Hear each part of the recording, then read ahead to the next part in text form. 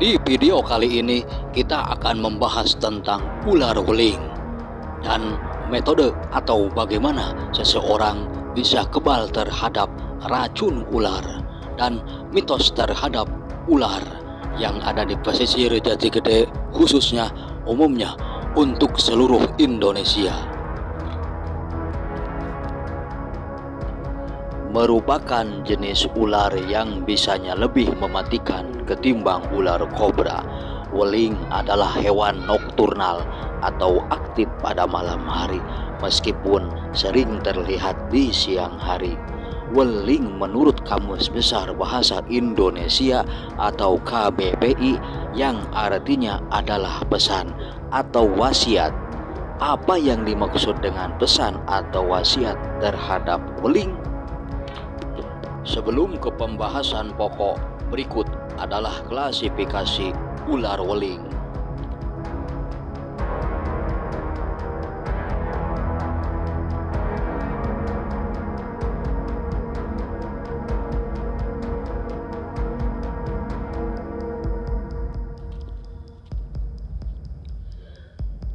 Sering dikaitkan dengan omongan-omongan orang tua dulu, weling memiliki cerita tersendiri.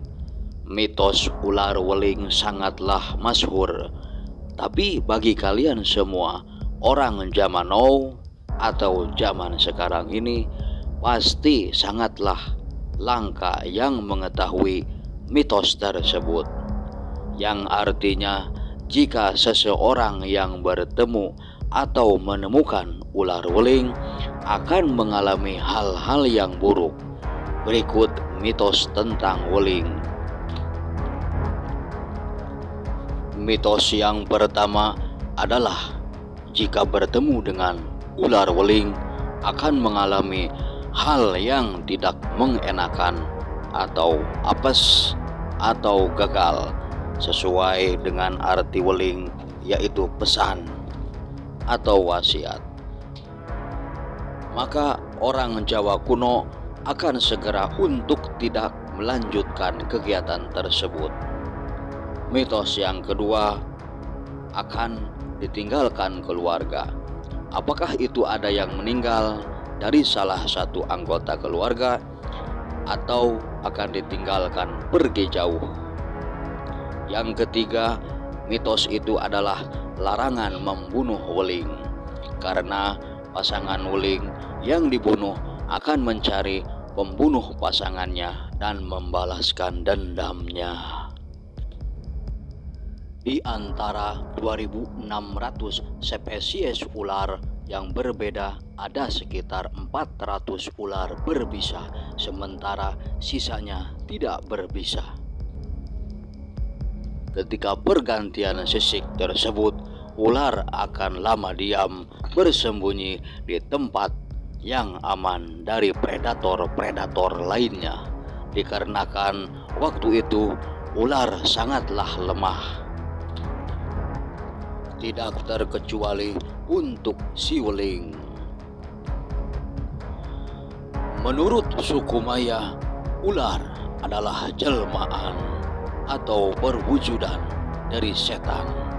Oleh sebab itulah ular mempunyai mata yang sangat tajam.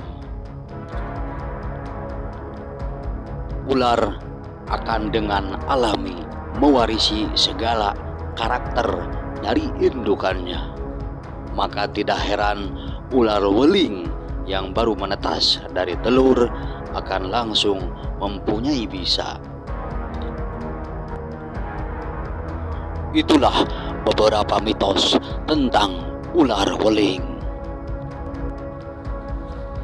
Dan bagaimana seseorang yang bisa kebal terhadap racun ular darat terkecuali untuk ular laut. Seseorang yang kebal terhadap bisa atau racun ular dapat digolongkan menjadi dua golongan.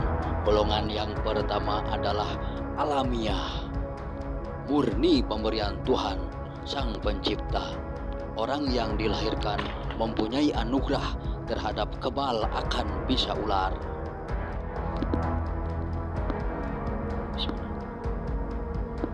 Dan golongan yang kedua adalah lewat proses yang biasanya proses ini terjadi secara tidak sengaja. Adanya kasus ibu hamil yang dipatuk oleh ular yang berbisa tinggi menjadi penyebabnya. Melalui proses penyembuhan akan bisa ular yang dilakukan medis atau tabib menyebabkan janin ibu hamil menjadi kebal akan bisa segala ular.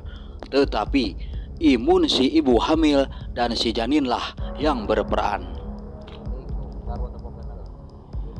Jika imun si ibu dan janin kuat atau bisa bertahan terhadap racun ular, maka sewaktu janin keluar, dia akan menjadi bayi yang kebal terhadap bisa segala ular.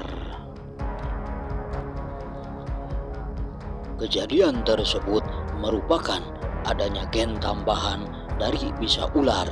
Ingatkah kalian yang pernah sekolah sampai tingkat SMP? Ya, pelajaran biologi kelas 9 adanya ilmu gen. Meskipun belum ada ahli yang meneliti tentang hal tersebut, tetapi pikiran kita menuntun untuk membenarkan hal tersebut. Dan jangan sekali-kali untuk mencobanya.